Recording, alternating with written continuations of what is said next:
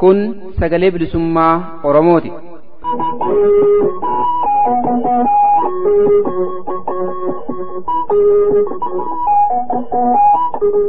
Sagaleen bilisummaa Oromoo guyyoota kiibxataa, jimaataa fi sanbata ganama sa'aatii 6:00 hanga sa'aatii 7:00, galgala ammoo sa'aatii 6 hanga sa'aatii 6:30, akkasumas guyyaa roobii ganama sa'aatii 7:00 hanga sa'aatii 8:00tti, galgala ammoo sa'aatii 7 hanga 7:30tti dambalii gabaabaa kiilooheerzii 1775 irratti yookaan dambalii jiddu galeessaa 837 irratti, akkasumas dambalii gabaabaa meetir baandii 25 kiilooheerzii 11,810 irratti jimaataa fi dilbata galgala sa'aatii 8 hanga 8:30tti afaan Oromootiin, roobii ammoo galgala sa'aatii 8 hanga sa'aatii 9tti afaan Oromoo fi afaan Amaaraatiin wal duraa duubaan qophiilee dabarsu amma jalqabaa. Kun sagalee bilisummaa Oromooti.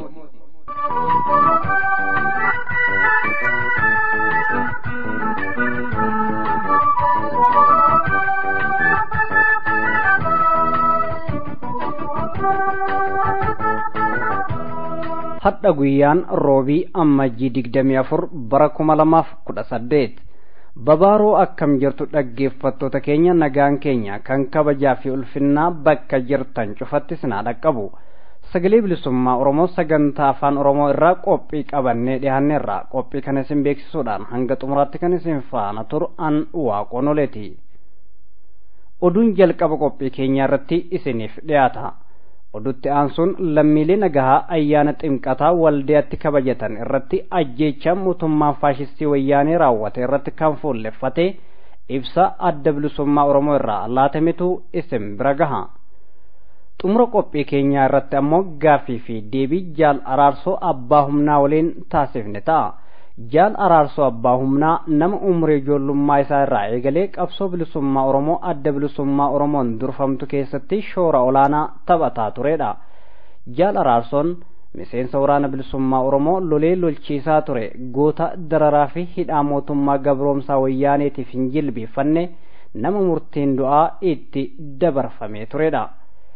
Jaalli kun mana hidhaa Wayyaanee keessatti waggoota 24f erga hiraarfamaa ture booda diina ijibbaachisuun bara 2014 dararaa Wayyaanee jalaa bahee maatii fi firoottan isaa gidduutti ammaan tana nama argamudha. Eegaanus sagaleen bilisummaa Oromoo umrii ijoollummaa isaa irraa eegalee qabsoo bilisummaa Oromoo adda bilisummaa Oromoon durfamtu keessatti qooda inni gumaachaa turee fi akkasumas dararaa waggoota dheeraaf mana hidhaa diinaatti irratti raawwatamaa turee fi kan kana fakkaatan irratti Jaal Araarsoo waliin gaaffii fi deebii taasisne qabannee dhiyaanneerra. Hundumaa hanga xumura qophii keenyaatti nu faana bu'uun nu hordofaa isiniin jedha. Amma gara Jaal oduu dubbisutti isin dabarsa.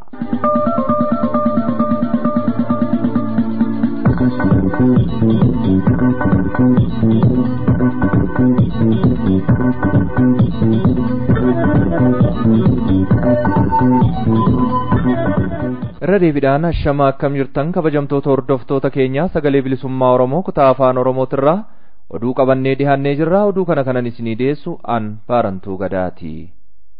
Ergamaa diinaa baha Oromiyaa dadarii fi malkaa bal'ootti uummata goolaa ture irratti tarkaanfiin maayii fudhatame.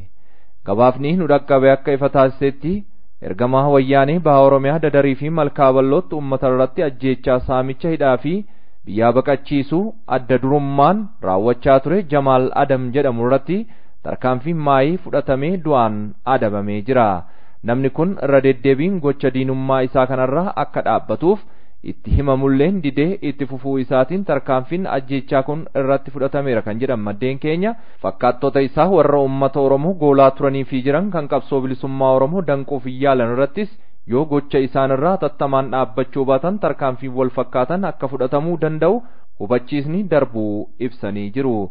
Gama biraatiin oduun godina Qeellam Wallaggaa ona Jimmaa Horrootiin nu dhaqqabe akka addeessutti dargaggoonni tokko fi namoonni muraasni Wayyaanee irraa horii fudhatanii dargaggoota ona kanaa keessumaa magaalaa nunnuu gidduu seenuun hololaa diigumsaa adda addaa facaasaa kan jira yoo ta'u jarreen kunis qarshii laachuun namoota gowwoomsuun qeerroo bakka adda addaatti qooduuf yaalaa jiru. Kanuma hordofee namoonni fi dargaggoonni muraasni kun gocha kanarraa hin dhaabbatan taanan tarkaanfii isaan irratti fudhatamuuf kan itti gaafatamu mataa isaaniiti jechuun qeerroon bilisummaa Oromoo ona Jimmaa Horroo akeekkachiisee jira. Mootummaan abbaa irree Wayyaanee ilmaan Oromoo dararuu fi mana hidhaatti guuruu itti fufee jiraachuu maddeen ibsan. Akka gabaasa maddeen keenya kanaatti mootummaan Wayyaanee hidhamtoota naniikaa hiikan jiras jedhee hahololu malee namoota nagaa hidhee dararuu fi haree mana hidhaatti guuruu jabeessee itti fufee jira. Haaluma kanaan baatii fulbaanaa bara 2016 godina Wallagga Lixaa ona mana Sibuu ganda qotee bulaa Banga'aa laga dhoqqee jedhamu keessaa ukkaanfamanii kaampii waraanaa dhedheessaa jirutti yeroo dheeraaf dararamaa turan ilmaan Oromoo Caalii Ejjetaa fi Jamaal Tasammaa jedhaman dhiheenya kana dararaa biraaf gara Makalaawitti dabarfamanii jiru.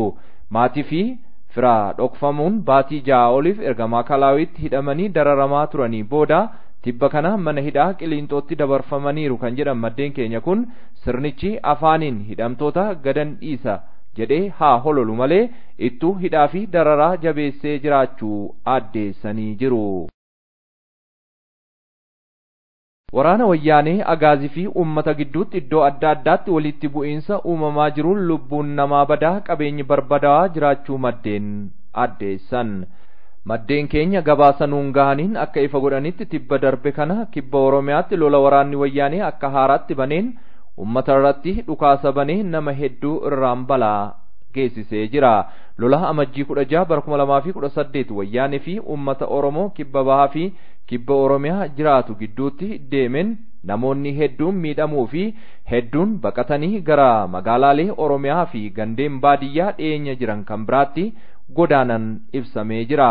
Loluma kana jalaa kan baqatan jiraattonni naannoo godina Booranaa 20 ol ta'an amajjii 18 bara 2018 magaalaa Naaroobii naannoo Karoo Baangii jedhamu seenuunis addeeffamee jira. Kun kanaan osoo jiru amajjii 22 bara 2018 gara ganamaa sa'aatii 11 irratti dargaggoonni Oromoo dorgommii kubbaa miilaa garee garagaraa waliin godhaa turan injifannoodhaan badhaasa fudhatanii gammachuudhaan dhiichisaa fi sirbaa osoo gara magaalaa Mooyyaalee seenanuu waraanni Wayyaanee kan magaalattii qubatee jiru dhukaasa itti banuudhaan dargaggoota Oromoo lama kan maqaan isaanii Huseen Soraa fi Caalaa Dassaa jedhaman rasaasaan reebee miidhaa guddaa irraan gahee jira. Dargaggoonni kunis hospitaala Hawaasaa seenanii du'aa fi jireenya gidduutti akka argaman beekamee jira. Uummanni naannichaa gocha kanaan dallanuun akka waraana Wayyaanee naannicha jiru dura dhaabbachaa jirus addeeffamee jira. Oduu xumuraatiin amajjiin tokko guyyaan oboo kan bara 2018 biyyoota adda addaatti kabajamuun itti fufe. Guyyaan oboo amajjiin tokko akkuma kanaan dura kan bara 2018tis sirna akkaanoo fi miidhagaa ta'een biyyoota garagaraatti bakka miseensonnii fi deeggartoonni adda bilisummaa Oromoo akkasumas hawaasni Oromoo heddumminaan argametti kabajamaa jira kan jedhan maddeen keenya. Amajjii 13 bara 2018 miseensonni ABO konyaa Barganii fi hawaasni Oromoo magaalaa Bargan biyya Norway jiraatan guyyaa seena qabeessa amajjii tokko guyyaa woboo kan bara 2018 kabajatanii oolanii jiru. Guyyaan kun bakka miseensonnii fi hawaasni magaalichaa argamanitti jaallan wareegamaniif yaadannoo sammuu fi faaruu alaabaa akkasumas eebba jaarsolii walduraa duubaan dhiyaataniin kan eegalame yoo ta'e dura teessuun konyaa Bargan Jaal Ilfinash Qannoo keessummootan baga nagaan dhuftan erga jedhanii booda guyyicha ilaalchisee haasawaa taasisanii jiru. Guyyaa woboo kanarrattis miseensi shanee gumii adda bilisummaa Oromoo gadaa darbee Jaal Dr. Dagafaa Abdiisaa fi Jaal Gannatii Dheeressaa haala yeroo ammaa irratti ibsa bal'aa wal duraa duuban miseensotaa fi hawaasa Oromoo kabaja ayyaanaa kanarratti argamaniif laatanii jiru. Durataa hawaasa Oromoo naannoo Hordlaan duraa kan turan obbo Guddataa Urgeessaa fi amma durataa hawaasa Oromoo Hordlaan kan ta'an obbo Waaqshum Baacaa waliin argamuun guyyicha ilaalchisee hawaasa Oromoo achitti argameef haasawaas taasisanii jiru. Dhumarrattis waldaan dubartoota guddattuu Barganii fi artiistoonni Oromoo dargaggoo bargan ayyaana guyyaa woboo kana daran miidhagsanii jiru. Guyyuma kana woboo jabeessuuf tinnisa taasifameen qarshiin biyya Norway 10,000 arjoomamee jira. Haaluma wal fakkaatuun guyyaan woboo kan bara 2018 United States magaalaa Seattle keessatti amajjii 20 bara 2018 Philadelphia ammoo amajjii 13 bara 2018 sirna akkaanawaa fi miidhagaa ta'een kabajamee oolee jira. Sirna kabaja guyyaa woboo amajjii 20 bara 2018 biyya Ameerikaa magaalaa Seattletti gaggeeffamee oole kanarratti miseensi shanee gumii adda bilisummaa Oromoo Jaal Araarsoo fi miseensi gumii sabaa Jaal Mahabuuf Abbaa Waajii kan argaman yoo ta'u haasaa taasisaniinis haala qabsoon bilisummaa Oromoo irra jiru kaasanii bal'inaan hirmaattotaaf ibsanii jiru. Konyaa Abaa'oo Philadelphia keessatti saaluma wal fakkaatuun miseensonni Abaa'oo deeggartoonni fi hawaasni bal'aan bakka argamanitti guyyaan woboo kan bara 2018 amajjii 13 bara 2018 sirna akkaanawaa fi miidhagaa ta'een kabajamee oolee jira. Sagantaan kun yaadannoo gootota wareegamaniif taasifameen erga saaqamee booda dura ta'an konyaa Jaal Murteessan toora Skypeetiin keessummaa kabajaa fi miseensa shanee gumii adda bilisummaa Oromoo Jaal Araarsoo kan affeeran yoo ta'u Jaal Araarsoos haala qabsoon bilisummaa Oromoo amma keessa jiru ilaalchisee hirmaattota sagantaa kanaatiif bal'inaan ibsanii jiru. Dhumarrattis woboo jabeessuuf tinnifni maallaqaa taasifamu gabaafni nu dhaqqabe kun addeessee jira. Dhaggeeffattoota oduun keenya ammanumaa qophiileen keenya hafan itti fufu.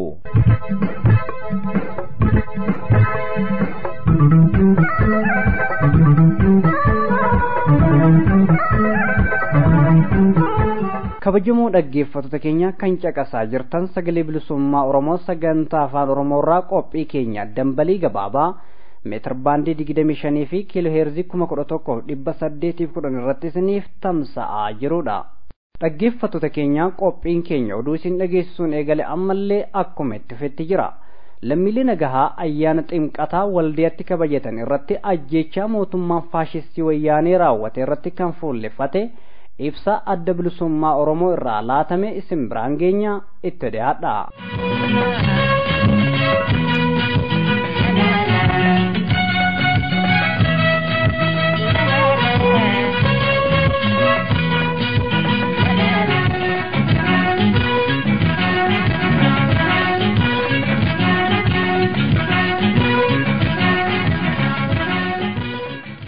Hanga sirni Wayyaanee aangoorra jirutti ajjeechaan hordoftoota amantii adda addaa irra geessifamu akkan dhaabbanne yakki waldayaatti raawwatame ragaa ta'am.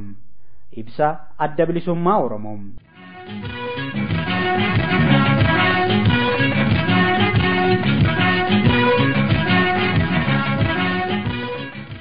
Mootummaan Wayyaanee ajjeechaa fi balaasuu kanneessaa ummattoota Itoophiyaa amantaa adda addaa hordofan irraan ga'u itti fufuu yakka kaaba biyyatti waldayaatti lammiilee ayyaana cuuphaa kabajatuuf walitti qabaman irratti raawwateen mirkaneesseera.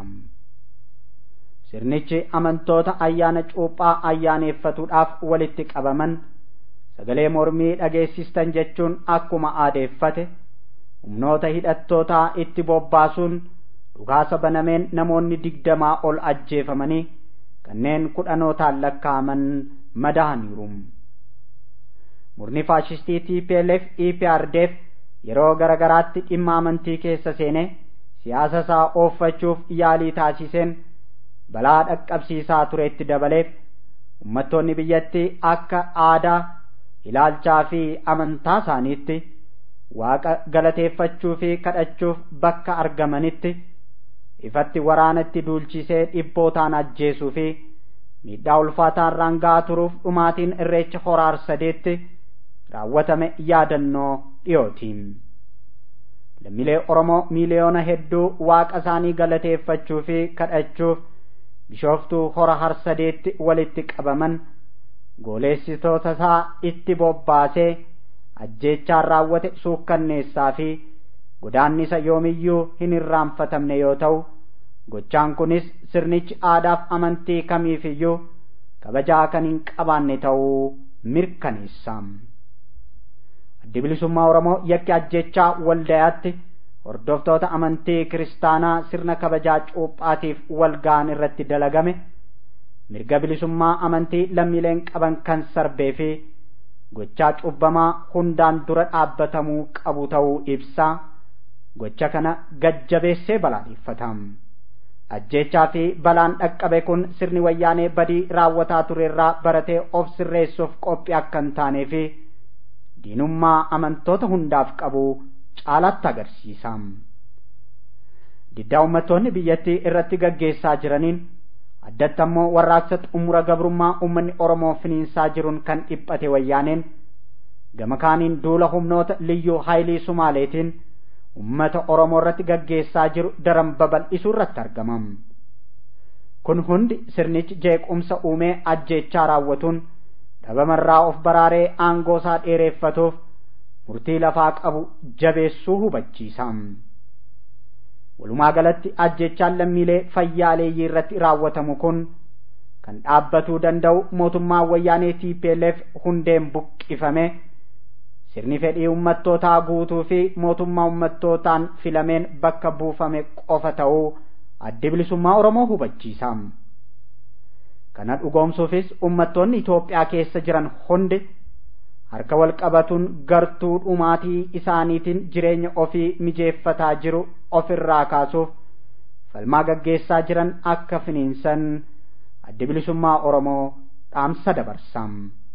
Gadaan gadaa xumura gabrummaatiin injifannoo uummata Oromoof adda bilisummaa Oromoo amajjii 22 bara 2018.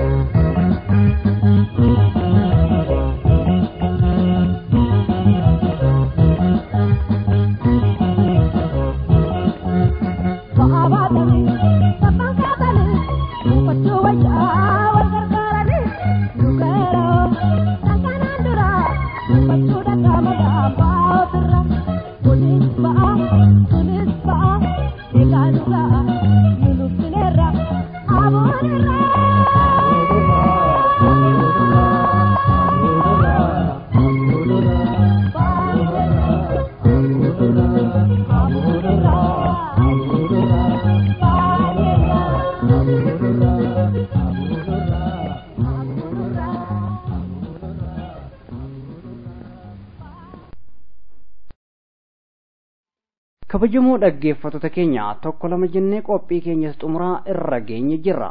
Innis gaaffii fi deebii Jaal Araarsoo Abbaahumnaa waliin taasisnedha.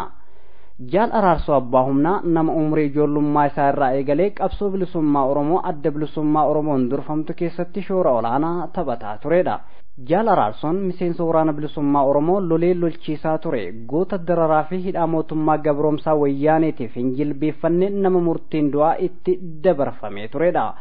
Jaalli kun mana hidhaa Wayyaanee keessatti waggoota 24f erga hiraarfamaa ture booda diina ijibbaachisuun bara 2014 dararaa Wayyaanee jalaa bahee maatii fi firoottan isaa gidduutti ammaan tana nama argamudha.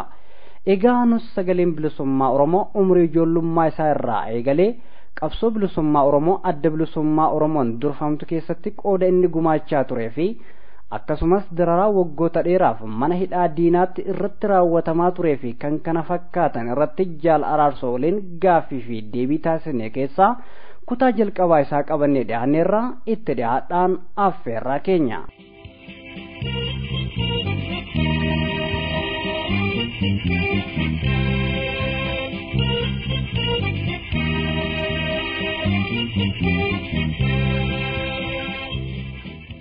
kabajamtoota daawwattoota televiiziyoonii Gaaddisa Dhugaa akkasumas dhaggeeffattoota sagalee bilisummaa Oromoo guyyaa har'aa keessummaa tokko qabannee dhiyaannee jirra.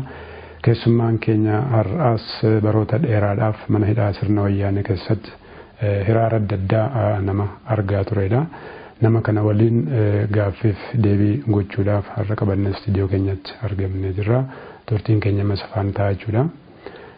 Jaal Araarsoo Abbaahumnaa as istiidiyoo Gaaddisa Dhugaa akkasumas sagalee bilisummaa Oromootti argamtee gaaffiif deebii kanaan waliin gochuuf waan hayyamteesitti nuu dhiyaatteef dursinee maqaa daawwattoota keenyaa fi dhaggeeffattoota keenyaan galatoomi siin jenna.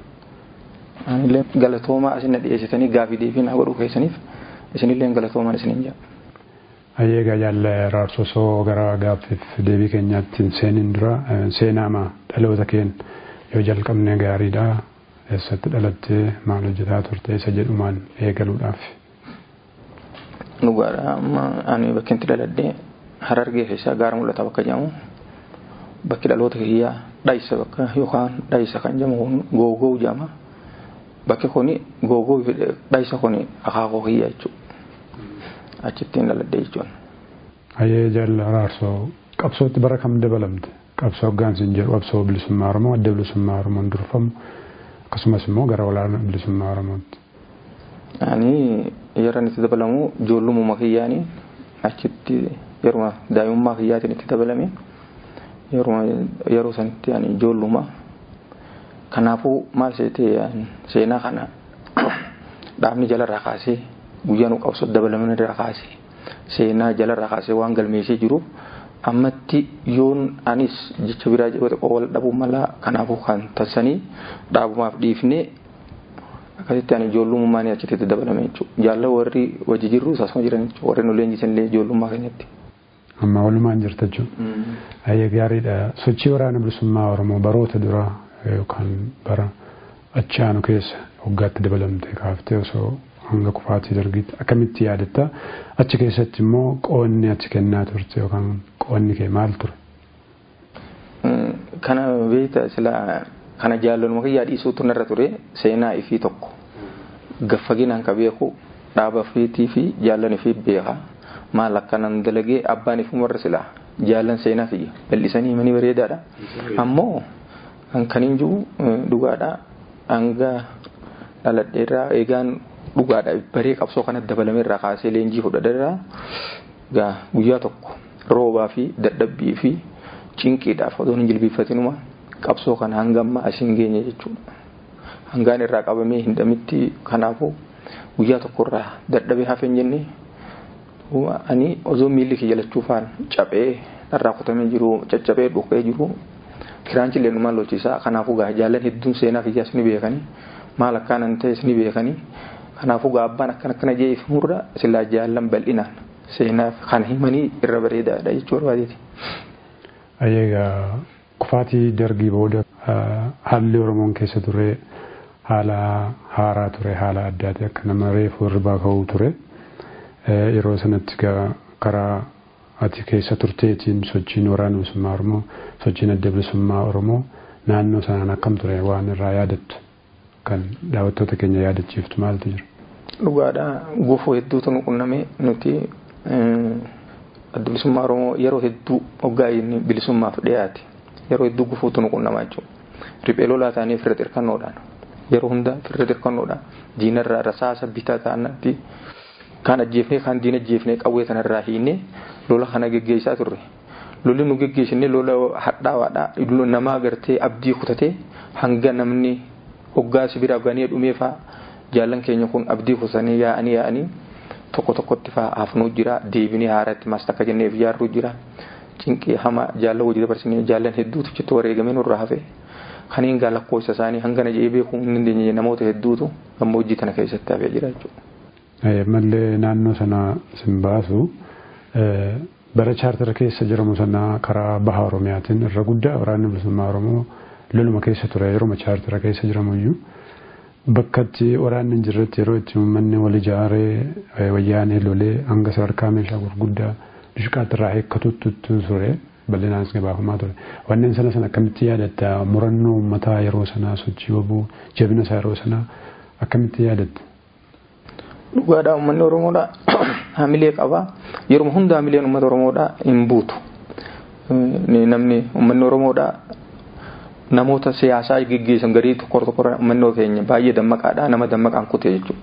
Nama waliin qoodanii nama ati eessarraa dhufte jechuu hin qabanii adda bilisummaa Oromoo kana akka dhaaba rabbiin samiirraa buusetti fudhatan jechuudha. Maaliifi kaayoo isaatiif haqa irratti waan du'uuf waan lubbuu isaas jijjiirraa hin qabne kanneen uummanni Oromoo adda bilisummaa Oromoo ni jaalata baay'ee fedha. Maaliifi uummanni keenya harkaan diina qabee qawwee irraa hiikuu maabaraa fi waradaa maal jedhanii qawwee bitanii hanga waraana adda bilisummaa Oromootii raabsanitti dooshkaa mazuu kana fa'aa bitanii 200,000 bitanii kotorbaandii kanarraa bitanii dhaabaaf galchaa turanii uummanni keenya baay'ee sochii hamaa godhaa ture. Kanaafuu mootummaa garagaraatu keessaa nuti mootummaa biyyattii qofaan hin lollu. Addunyaa kana keessatti illee cinqiin nurra jirtu ni jirti. Kanaafuu dhaaba keenya kanarratti dhiibbaa hedduu deema akka qabsoon Oromoodhaan guddanne warri fedhanii jiranii warreen ammoo Habashaa kana leellisan mootummaan Itoophiyaa kun akka hin banne warri fedhan warri addunyaa kunis dhiibbaa irra godhaa lolli nu lollu faranjii wajjinis nu lollaa. Kanaafuu waan alaa galchine keella irratti galuu nu dhorku fakkeenyaaf amma karaa Somaaliitiin meeshaa galchine hedduu nurraa deebisanii meeshaa san silaa duruu waan galchine har'a dhaaba kanarra kasaaraan hin buutu turtee ammallee deebi'ee bilisummaan jirra ture. Kanaafuu yeroo hedduu dhiibbaan nurratti numa godhama. Dhiibbaan nurratti godhamu kun mootummaa maalun jee mootummaa ziyaabbarree gaafannee dhaynee maali meeshuma kana nu galcha jennaan telegiraama keessaa walakkaa takka fudhaan nu jaan hanga takku qabmaan laquma keenya kan wanni kafalle maali jennaan hanga sadarkaa kanatti jarri nurratti deemee dhiibbaan nurratti godhan. Maallaqa mootummaa dargirraas fudhatanii nurraas fudhatanii meeshaan dhorkan boodarra meeshaan fuunanii asirraan kara Suudaanirraan asiin dhufe kan dhufe kanallee meeshaa kanallee bakka biyyan galle. Meeshaa gargaarsa alaa kana kan galle godhanii jechuudha. Maaliif hoggaa keessatti qoratamee ilaalamu rakkoon warra ollaatii fi kan hunda nurra akka kaasee warri mootummaa Itoophiyaa kaartaa fakkeenyaa fi karaa Afrikaadhaa kan hundaa'u adda bilisummaa Oromoo gaafa biyya qabatee lafa hedduu isinirraa fudhataa Soomaleen amma hanga barbara maalii keessanii jedhanii waan akkanaa shawwaduu fi warra alaa kana nurratti kakaasuudhaa fi warra ollaa nurra kaasu warra faranjillee jarri kun. Amantii kanallee ni balleessaa Itoophiyaan ni baddi kan waa hedduu irratti dhiibbaa hedduu fi fatanaa hedduu keessa jira bilisummaa Oromoo yeroo hundaa'u hoggaa Oromoo lafaa kaatee gufuma takka dhufa Oromoo keessallee taatu gufuun dhufti tooftaa diinni jaaree yeroo hunda gufuun qabsoo kanarra dhufti kanaafuu yeroo hedduu rakkoo dabarsine jechuu barbaadeeti kanarratti. Baay'ee gaariidha. Adda bilisummaa Oromoo chaartara yeroo ce'umsaa sana keessaa dhiibamee akka ba'een guutummaatti waraanni bilisummaa Oromoo lolatti seene jechuudha haala ulfaataatu ture haala sana keessa turte waraana bilisummaa Oromoo keessa harka adda addaatti harka gaafatamaa turte mee fuuldura deebitee waan yeroo sana akkamitti yaadatte? Dhugaadhaan nuti mootummaa Wayyaaneetiif waggaa chaartara sana ba'ame guutummaatti waraana lolatti seene waan ta'e waan bal'aadha. Waan kanarraa anguma yaadattu uummataan waa yaadachiiftu.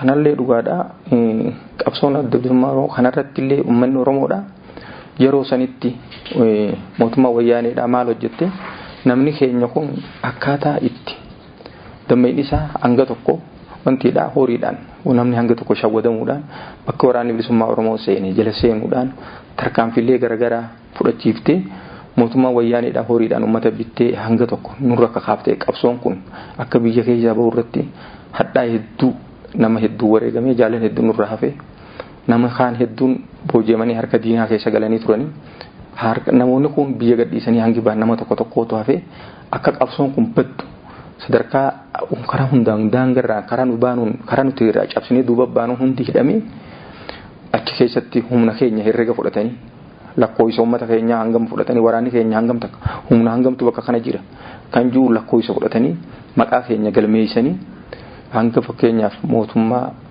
Ameerikaatis achi keessa jiran warri mootummaa Ameerikaatis warri namoonni gargaraa jiranii lakkoofsa humna keenyaa fudhatanii walii gabaasuudhaan akka immoo adda bilisummaa Oromoo kun hanga dadhabee laamsha'u dabballee isaa bakka tarkaanfii fudhatanii ajjeesuudhaan akka nuti biyyaa baanu irratti tarkaanfii hedduu taphatamee kana warreen Ameerikalleen harka keessaa qaban jechuudha waan kana irratti gaafa yeroo sanitti.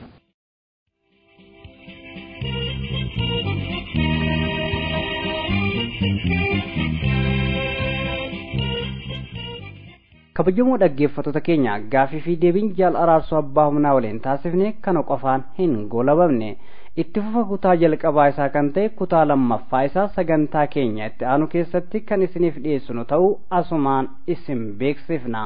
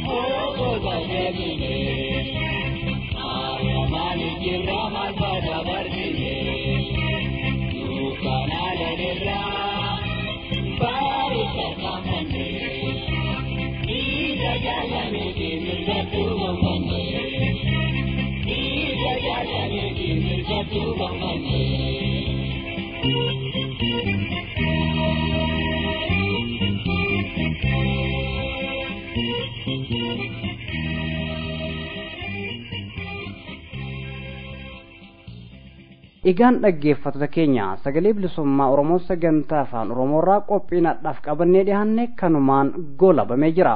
Sagantaa itti aanutti qophii wal fakkaatu biraatiin hanga walitti deebinutti nagaa fi fayyaa keessanuuf jiraadha. Injifannoo uummata Oromoof.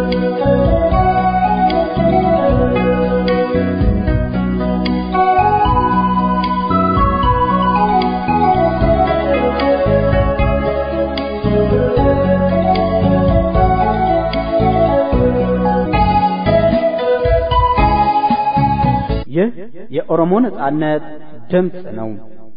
የኦሮሞ ነጻነት ድምጽ ዘወትር ማክሰኞ፣ አርብና ቅዳሜ ከጠዋቱ ከ12 ሰዓት ተኩል እስከ 1 ሰዓት፣ ምሽት ከ12 ሰዓት እስከ 12 ሰዓት ተኩል እንዲሁም ረቡዕ ከጠዋቱ ከ1 ሰዓት ተኩል እስከ 2 ሰዓት፣ ምሽት ደግሞ ከ1 ሰዓት እስከ 1 ሰዓት ተኩል በ837 ኪሎ ሄርዝ መካከለኛ ሞገድና በ7175 ኪሎ ሄርዝ አጭር ሞገድ እንዲሁም በ25 ሜትር ባንድ አጭር ሞገድ በ11810 ኪሎ ሄርዝ ላይ ዘወትር አርብና እሁድ ከምሽቱ ከ2 ሰዓት እስከ 2 ሰዓት ተኩል በአፋን ኦሮሞ፣ ረቡዕ ምሽት ከ2 ሰዓት እስከ 3 ሰዓት ደግሞ በአፋን ኦሮሞና በአማርኛ በቅደም ተከተል የሚያስተላልፈውን ዝግጅት አሁን ጀመረ። ይህ የኦሮሞ ነጻነት ድምጽ ነው።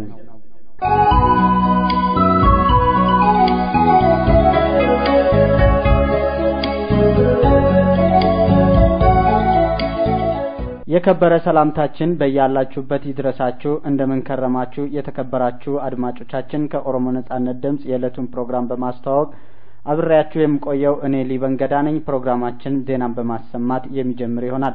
ዜናን ተከትሎ ደግሞ በወልዲያ የተፈጸመውን ወንጀል በተመለከተ ከኦሮሞ ነጻነት ግንባር የተሰጠ መግለጫ ይቀርባል።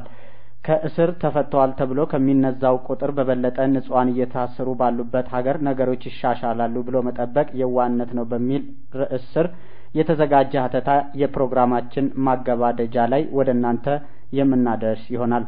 እስከ ፕሮግራማችን ፍጻሜ ከኛ ጋር ሆኑ እያልን አሁን ወደ ዕለቱ ዜና እናልፋለን። መልካም ቆይታ።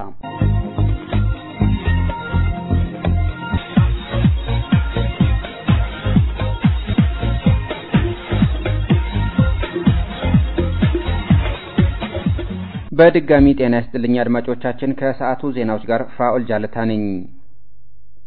የዘንድሮ የኦሮሞ ነጻነት ሰራዊት ቀን ክብረ በዓል በተለያዩ ሀገራት በሚገኙ የኦሮሞ ዜጎች ዘንድ በደመቀ ስነ ስርዓት መከበሩን አሁንም እንደቀጠለ ነው።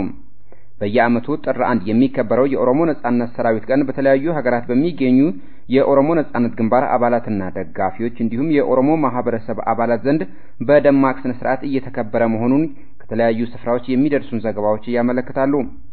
በዚሁ መሰረት በኖርዌይ በርገን ከተማ የሚገኙ የኦነግ አባላትና የኦሮሞ ማህበረሰብ አባላት የዘንድሮን የኦሮሞ ነጻነት ሰራዊት ቀን ጥር 13 ቀን 2018 ዓመተ ምህረት በመሰባሰብ በድምቀት አክብረዋል። ለጀግኖች የኦሮሞ ሰማዕታት የህሊና ጸሎት ማድረግን በማስቀደም የኦሮሞ ህዝብ ብሔራዊ መዝሙርን በማስከተል የተጀመረው ክብረ በዓል በኦሮሞ ባህል መሰረት በሽማግሌዎች ምርቃት እንደተከፈተ የደረሰን ዘገባ ያስረዳል። በበርገን የኦነግ አደረጃጀት ኃላፊ አርቲስት እልፍነሽ ቀኖ በዓሉን በማስመልከት ለተሳታፊዎች ንግግር ያደረገች ሲሆን በቀድሞ የኦሮሞ ነጻነት ግንባር ስራ አስፈጻሚ ኮሚቴ አባል ዶክተር ደገፋ አብዲሳና አቶ ገነቲ ዴርሳ በወቅታዊ የፖለቲካ ሁኔታ ላይ ሰፋ ያለ ማብራሪያ ተሰጥቷል። በተመሳሳይ የሆርዳላንድ የኦሮሞ ማህበረሰብ አመራር አካላትም በወቅታዊ የኦሮሞ ህዝብ የነጻነት ትግል ሁኔታ ላይ ንግግር አድርገዋል በመድረኩ ላይ። በመጨረሻም የጉደቱ በርገን የኦሮሞ ሴቶች ማህበርና የበርገን ወጣት የኦሮሞ አርቲስቶች የኦሮሞ ነጻነት ሰራዊትን የሚያወድሱና ለትግል የሚቀሰቅሱ የተለያዩ ዜማዎችን በማቅረብ ለበዓሉ ታላቅ ድምቀት ሰጥተውታል ያለው የደረሰን ዘገባ የበዓሉ ተሳታፊዎች ለኦሮሞ ነጻነት ሰራዊት ማጠናከሪያ የሚውል 10,000 የኖርዌይ ክሮነር ማበርከታቸውን ይፋ አድርገዋል።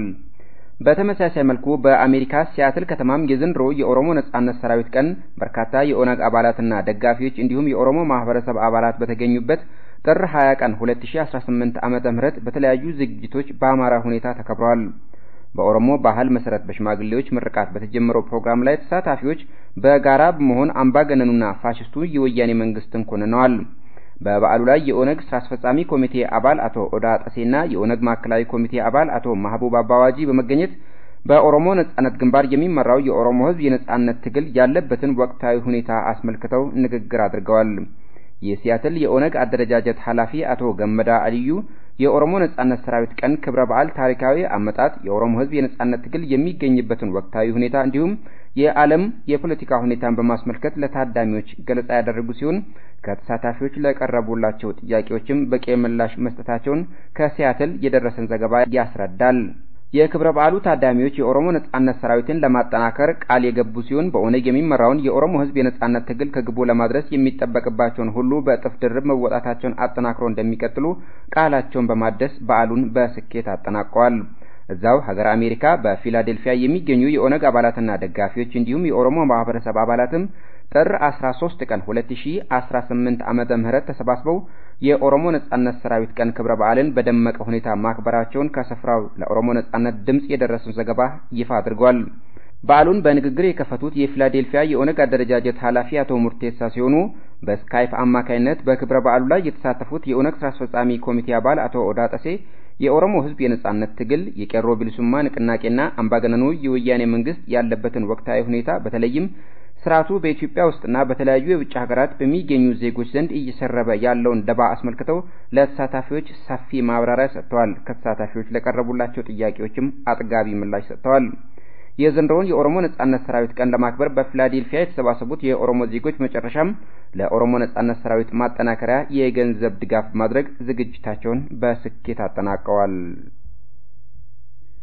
በደቡብ ኦሮሚያ ቦረና ዞን የወያኔ ጦር በእግር ኳስ ጨዋታ አሸንፈው ደስታቸውን ሲገልጹ በነበሩ የኦሮሞ ወጣቶች ላይ ተኩስ ከፍቶ ጉዳት ማድረሱ ተዘገበ።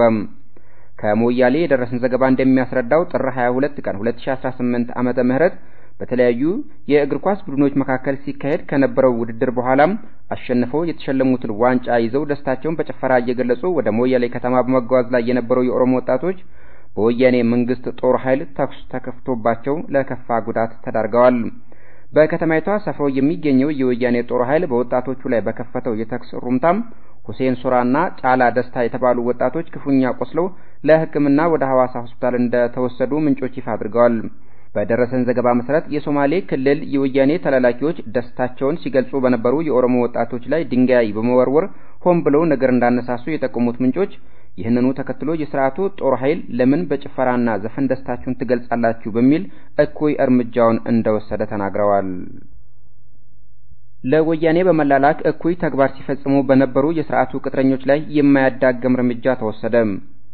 ለረጅም ጊዜያት በመልካ በልኦ ወረዳ የኦሮሞ ዜጎችን ሲያስገድል ሲያዘርፍና ሲያሳስር የነበረው የወያኔ ተላላኪ ቅጥረኛም በተመሳሳይ መልኩ በደደር ወረዳ ውስጥም በህዝቡ ላይ ዘግናኝ እርምጃ እንዲወሰድ ሲያደርግ የነበረው ጀማል አደም የተባለ የወያኔ ቅጥረኛ የማያዳግም እርምጃ ተወስዶበት እንደተገደለ ከስፍራው የደረሰ ዘገባ ይፋ አድርጓል።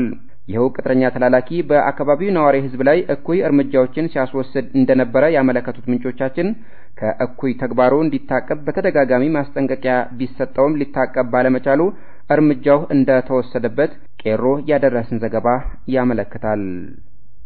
በመጨረሻም በደቡብ ኢትዮጵያ ለወያኔ አንገዛም ባለው ህዝብና ስርዓቱ ባሰማራቸው የታጠቁ ኃይሎች መካከል ግጭት መፈጠሩ ተሰማም።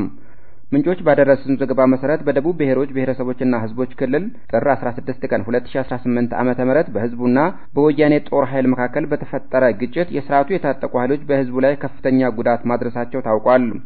በአካባቢው ያለው ሁኔታ እጅግ እየከፋ ከመሄዱ የተነሳ በርካታ ዜጎች ጥር 18 ቀን 2018 ዓመተ ምህረት ሀገሪቷን ለቆ ወደ ጎረቤት ኬንያ መሰደዳቸውን ይኸው የደረሰን ዘገባ ይፋ አድርጓል። በዚሁ መሰረት 20 የሚደርሱ ዜጎች ካሪዮ ባንክ በተባለ ቦታ መስፈራቸውን ያመለከቱት እኒሁ ምንጮች ስርዓቱ በክልሉ በህዝቡ ላይ የሚያደርሰው ጭቆና በእጅጉ እየከፋ መሄዱንም ገልጸዋል። ይህ በእንዲህ እንዳለ በኦሮሚያ ባሌ ዞን የተለያዩ አካባቢዎች የወያኔ ጦር ኃይልና ስርዓቱ ያሰማራቸው የሶማሌ ልዩ ኃይል ተብዮች በኦሮሞ ዜጎች ላይ እያካሄዱት ያለውን ዘመቻ አሁንም አጠናክረው እየቀጠሉ መሆኑን ያመለከቱት ምንጮቻችን በሌላ በኩል ደግሞ በባሌ ዞን ቤልቶ ወረዳና አካባቢዋ ህዝቡ ለረሃብ ተጋልጦ ህይወቱ አደጋ ላይ እንዳለ ጠቁመዋል። አድማጮች ለሰዓቱ ያለን ዜና በዚሁ ተጠናቋል።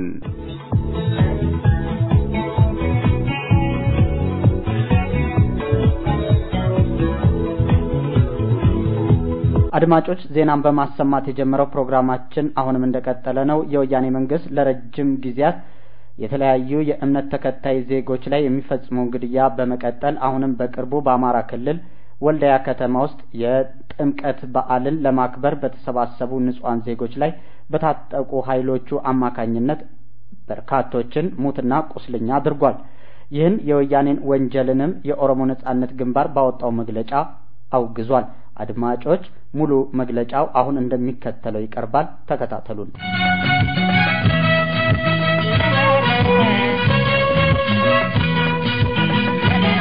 የወያኔ ስርዓት ስልጣን ላይ እስካለ ድረስ በተለያዩ ሃይማኖት ተከታዮች ምዕመናን ላይ የሚፈጸመው ግድያ እንደማይገታ በወልዲያ የተፈጸመው ወንጀል ምስክር ነው። የኦሮሞ ነጻነት ግንባር መግለጫ የወያኔ መንግስት የተለያዩ ሃይማኖት ተከታይ የኢትዮጵያ ህዝቦች ላይ የሚያደርሰውን ግድያና አሰቃቂ ጉዳት ይበልጥ አጠናክሮ በመቀጠሉ በወልዲያ የጥምቀት በዓል ለማክበር በተሰባሰቡ ዜጎች ላይ በፈጸመው ወንጀል አረጋግጧል። ስርዓቱ የጥምቀት በዓልን ለማክበር የተሰባሰቡ ምዕመናንን የተቃውሞ ድምጽ አሰምታቸዋል በሚል ወንጅሎ እንደ ልማዱ የታጠቁ ኃይሎቹን አሰማርቶ በከፈተው ተኩስ ከ20 በላይ ዜጎች ተገድለው ሌሎች በአስሮች የሚቆጠሩ ቆስሏል። የህወሓት ኢህአዴግ ፋሽስት ቡድን በተለያዩ ጊዜያት በሃይማኖት ጉዳይ ጣልቃ ገብቶ የፖለቲካ አጀንዳውን ለማራመድ ባደረገው ጥረት በዜጎች ላይ ሲያደርስ ከነበረው ጉዳት በተጨማሪ የሀገሪቷ ህዝቦች እንደ ባህላቸውና እምነታቸው ፈጣሪያቸውን ለማምለክና ለማመስገን በተገኙበት ቦታ በጦርና የደህንነት ኃይሎቹ ተኩስ ከፍቶ በመቶዎች ሲገድልና ለከፋ ጉዳት ሲያደርግ እንደነበረ በሐርሰዲ የኢሬቻ በዓል በኦሮሞዎች ላይ የፈጸመው እልቂት የቅርብ ጊዜ ትውስታ ነው። ለኢሬቻ በዓል በቢሾፍቱ ሐርሰዲ ላይ በተሰበሰቡ በሚሊዮኖች በሚቆጠሩ የኦሮሞ ዜጎች ላይ የሽብር ኃይሎቹን አሰማርቶባቸው የፈጸመው አሰቃቂ የጅምላ ግድያ መቼውም የማይረሳ ጠባሳን የፈጠረ ሲሆን ይህም የወያኔ ስርዓት ለየትኛውም የሀገሪቷ ባህልና ሃይማኖት ክብር እንደሌለው ያረጋግጣል። የኦሮሞ ነጻነት ግንባር በወልዲያ ለጥምቀት በዓል በተሰበሰቡ የክርስትና እምነት ተከታዮች ዜጎች ላይ የተፈጸመው ወንጀል የዜጎችን የሃይማኖት ነጻነት መብት የጣሰና በሁሉም አካላት ሊወገዝ የሚገባ እርኩስ ተግባር መሆኑን እየገለጸ ድርጊቱን አጥብቆ ያወግዛል። ይህ አረመናዊ ድርጊት አምባገነኑ የወያኔ መንግስት ሲያደርስ ከነበረው ጥፋት ትምህርት ወስዶ ለመታረም አለመዘጋጀቱንና ለሁሉም ሃይማኖቶች ጠላት መሆኑን ይበልጥ ያሳየ እርምጃ ነው። የሀገሪቷ ህዝቦች እያካሄዱት ባለው የአንገዛም ባይነት ተቃውሞ በተለይ ደግሞ የኦሮሞ ህዝብ እያፋፋመ ባለው የጭቆና ፍጻሜ አመጽ ውጥረት ውስጥ የገባው ወያኔ በሌላ በኩል የሶማሌ ልዩ ኃይል በመላቸው የሽብር ቡድኖቹ አማካይነት በኦሮሞ ህዝብ ላይ እያካሄደ ያለውን ዘመቻ አጠናክሮ በመቀጠል ላይ ይገኛል። ይህም ስርዓቱ በሀገሪቷ ውስጥ ሽብርና ቀውስን አስፋፍቶ ግድያና ስቆቃ በመፈጸም ራሱን ከውድቀት በመታደግ የስልጣን እድሜውን ለማራዘም ያለውን እቅድ የሚያሳይ ነው። በአጠቃላይ ይህንን መሰሉ በንጹሃን ዜጎች ላይ የሚፈጸመው ግድያ ሊገታ የሚችለው የወያኔ ህወሓት መንግስት ከስር መሰረቱ ተወግዶ በህዝቦች ሙሉ ፍቃድ ላይ በተመሰረተው ስርዓትና በህዝቡ በተመረጠ መንግስት ሲተካ ብቻ መሆኑን ኦነግ ያሳስባል። ይህንን እውን ለማድረግ በኢትዮጵያ ውስጥ የሚገኙ ሁሉም ተጨቋኝ ህዝቦች እጅ ለእጅ ተያይዞ በህዝቦች እልቅት ኑሮውን እያደላደለ ያለውን ስርዓት ከላያቸው ላይ ለማንሳት ያካሄዱት ያለውን ፍልሚያ እንዲያፋፍሙ ኦነግ መልእክቱን ያስተላልፋል። ዘመኑ የጭቆና ፍጻሜ ዘመን ነው። ድል ለኦሮሞ ህዝብ። የኦሮሞ ነጻነት ግንባር ጥር 22 ቀን 2018 ዓመተ ምህረት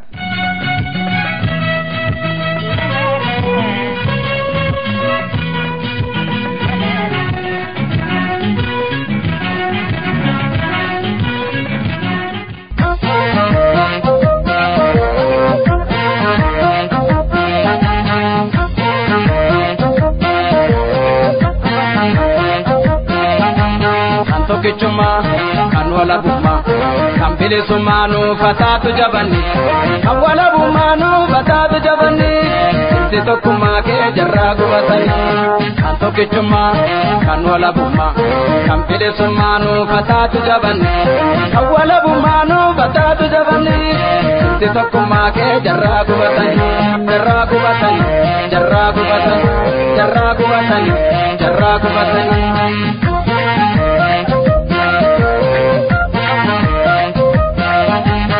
Tokkichummaa keenya tasaakani lafa keenya kan nusamani shira isaanii amma barreenule keenyan daangeessu eenyule eenyu daangeessa yeroo sabaashi malaannaanisa tokkichummaa rookisaa yaadisa eenyu daangeessa yeroo sabaashi malaannaanisa tokkichummaa rookisaa yaadisa.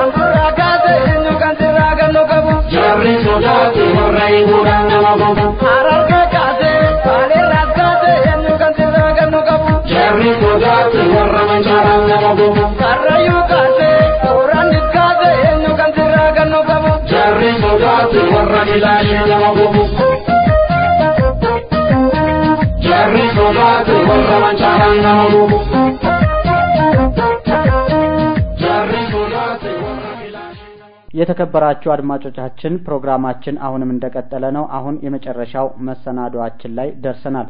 እሱም ከእስር ተፈተዋል ተብሎ ከሚነዛው ቁጥር በበለጠ ንጹሃን እየታሰሩ ባሉበት ሀገር ነገሮች ይሻሻላሉ ብሎ መጠበቅ የዋነት ነው በሚል ርዕስ ስር የተሰናዳ ዝግጅት ይሆናል። እነሆ እንደሚከተለው ይቀርባል። አብራችሁን ሁኑ።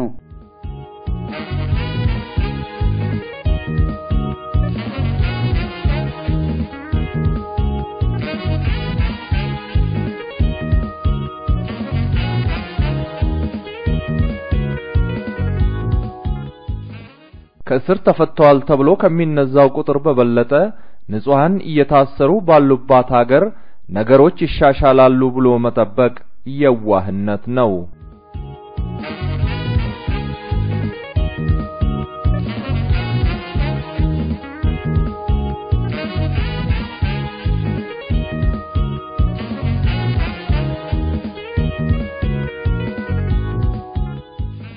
ውድ አድማጮቻችን መቼም ወያኔ ኢህአዴግ የሚባለው አምባገነን በትግራይ ተወላጅ ወሮበሎች የሚመራ ቡድን ላለፉት 26 የክፋት ዓመታት ስንት ጉድ ስንት ጭካኔ ምን ያህል ዘረፋና ሰቆቃ ግድያና እስራት በመላው ጭቁን ኢምፓየሪቷ ኢትዮጵያ ህዝቦች ላይ ሲፈጽም እንደነበርና እንዳለ አንድ በአንድ ሳታውቁ አትቀሩም። አረማወቁ ብቻ ሳይሆን የግፉም ገፈት ቀማሽ ልትሆኑም ትችላላችሁ።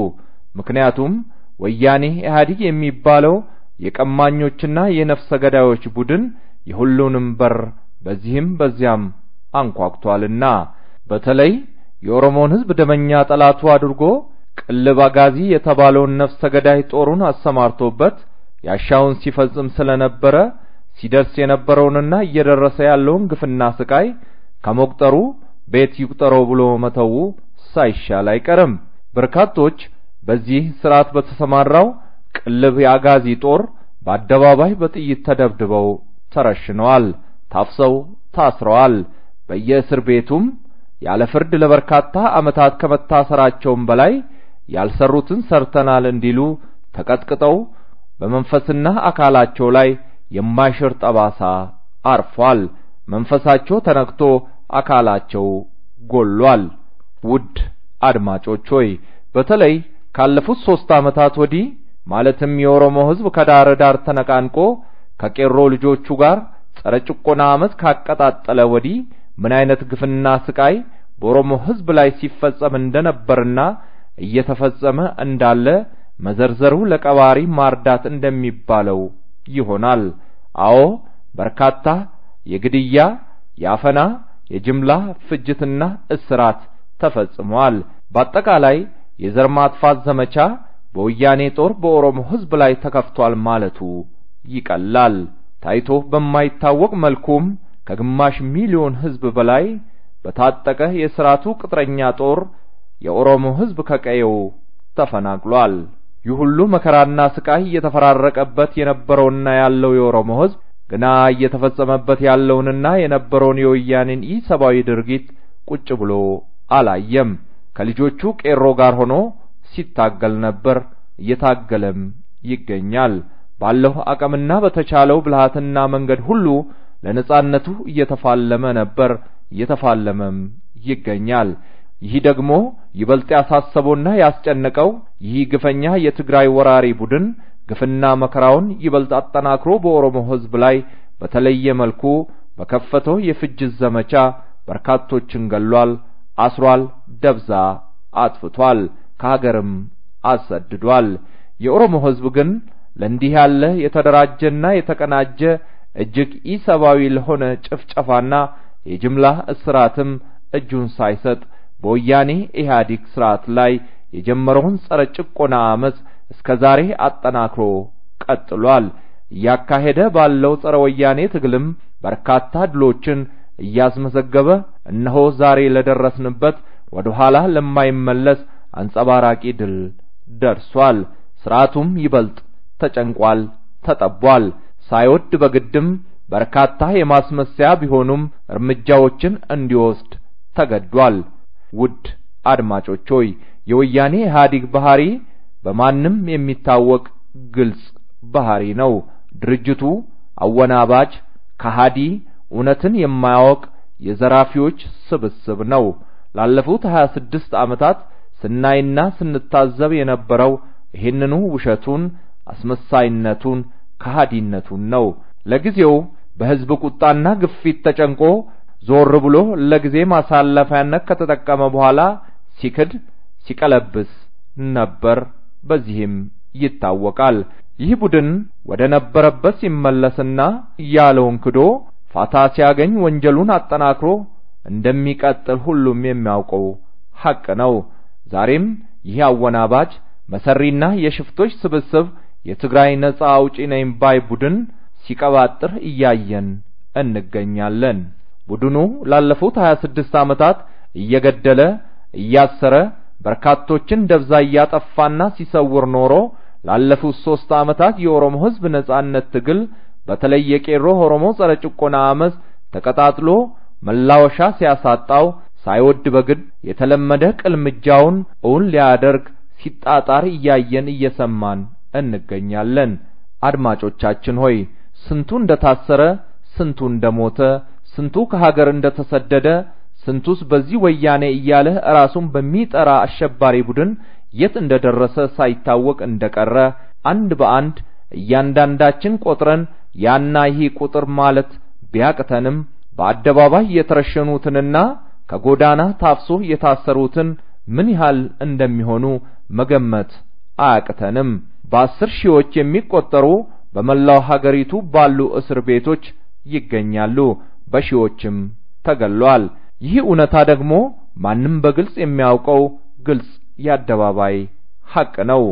አድማጮች ሆይ ይህ አሸባሪ ቡድን ይህንን ሁሉ ወንጀሉን ሲፈጽም እያወቅንና በእያንዳንዳችንም ላይ ደርሶ እያለ ይህንኑ በደሉን ለመቀልበስ ባደረግነው ያልተቋረጠ ደምና አጥንት ያስከፈለ ትግል እያስመዘገብን ያለነውን ድል ተገዶ ሳይሆን ወዶ እስረኛ እየፈታ እንዳለ አስመስሎ ሲቀላምድ አይተን ሰምተናል። ይህ ቡድን ወያኔ ኢህአዴግ እያለ ራሱን የሚጠራ አሸባሪ መንግስት ማለቴ ነው ተጨንቆ መያዣ መጨበጫ ሲያጣ ሁሉንም እስረኞች እፈታለሁ፣ ማዕከላዊ የሚባለውን እስር ቤት እዘጋለሁ ብሎ ሲተረተር እንዳልነበረ ዛሬ ደርሶ እየፈታ ካለው እያሰረ ያለው እየበረከተ ሄዷል። ለፕሮፓጋንዳ ብሎ እነ ዶክተር መረራን በፈታ ማግስት ሌሎች በሺዎች የሚቆጠሩትን እያሰረና አፍኖ እየሰወረ ይገኛል። ይህ ወንጀለኛ ቡድን። ይህ አሸባሪ ቡድን በጥምቀት በዓል ላይ በዘፈን በመፈክር ሰድባችሁኛል፣ ተቃውሟችሁኛል በማለት በርካታ የኦሮሞ ዜጎችን አስሯል። በአማራ ክልል በወልዲያ ከተማም ጥር 20 እና 21 2018 ዓመተ ምህረት በተመሳሳይ ተቃውሞኛል በማለት በከተማዋ ህዝብ ላይ በከፈተው የኦሮምታ ተኩስ በርካቶችን ገሎ በርካቶችን አቁስሎ ሺዎችን ይዞ አስሯል። እናም ይሄ ቡድን አሁንም ወያኔ ኢህአዴግ የተባለው አሸባሪ ስርዓት ማለቴ ነው ከሚፈታው የሚያስረው እየበለጠ የተፈቱትም ቢሆኑ በጣት የሚቆጠሩ እንጂ እንደተባለው በየእስር ቤቱ የሚማቅቁት የኦሮሞ ልጆች እንዳልሆነ አሁንም ለሁሉም ግልጽ ሆኗል። ስርዓቱ ውሸታም፣ ከሃዲ፣ አስመሳይ፣ አወናባጅ መሆኑም በግልጽ እየተመሰከረ ይገኛል። በመሆኑም የፖለቲካ ምህዳርን ማስፋት አይደለም የነበረውም እየጠበበ እንደሚሄድ ለማንም ግልጽ ሆኗል። የኦሮሞ ህዝብም ይህንኑ በቅጡ ተገንዝቦ ጸረ ወያኔ ትግሉን አጠናክሮ መቀጠል አለበት። በተለይ ቄሮ ይህንን አስመሳይና አወናባጅ አሸባሪ ራሱን ወያኔ ኢህአዴግ ብሎ የሚጠራውን ቡድን ከኦሮሞ ህዝብ ጫንቃ ላይ ለማስወገድ የተያያዘውን ትግል አጠናክሮ መቀጠል የዜግነት ግዴታ ነው እንላለን።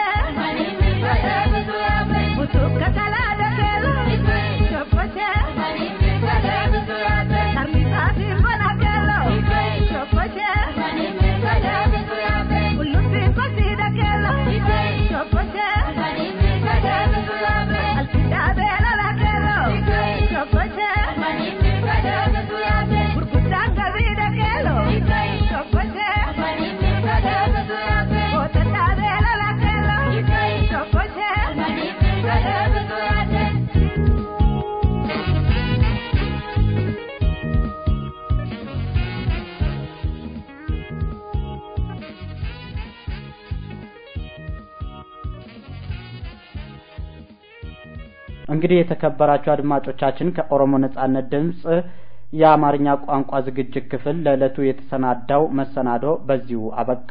ስለተከታተላችሁን እጅግ አድርገን እናመሰግናለን። በሚቀጥለው ፕሮግራም እስከምንገናኝ ደህና ሁኑ። ድል ለኦሮሞ ሕዝብ።